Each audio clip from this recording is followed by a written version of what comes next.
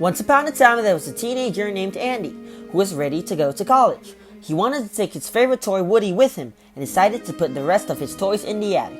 Unfortunately, Andy's mom mistook the toys as trash, so she placed them in front of a garbage can.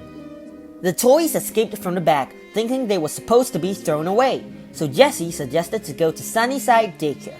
When the toys arrived at Sunnyside, they were welcomed by a pink bear named Lotso and were taken to the caterpillar room. Woody then leaves for Andy, but was found by a little girl named Bonnie instead.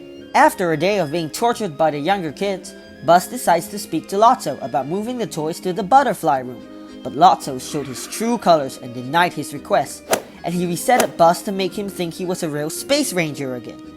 When Lotso and his gang came back to the caterpillar room, Lotso caged up all of Andy's toys, making sure they do not leave Sunnyside.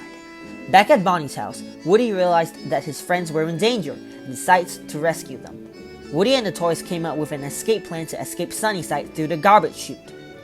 Later that night, the toys succeeded in escaping with a partially fixed Buzz, but when they reached the garbage chute, Lotso arrives and ruins the plan, which resulted in all the toys including Lotso to be tossed into the garbage truck.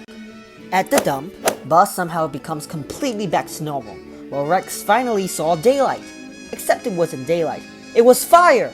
Lotso manages to escape, but the others weren't so lucky, and the toys stared at the fire in horror until the green aliens used the claw to save them. The toys made it back to Andy's, but Andy decides to give away his toys to Bonnie. Andy had one last playtime with the toys before waving goodbye to them. An old story ends while a new one begins, and they all lived happily ever after.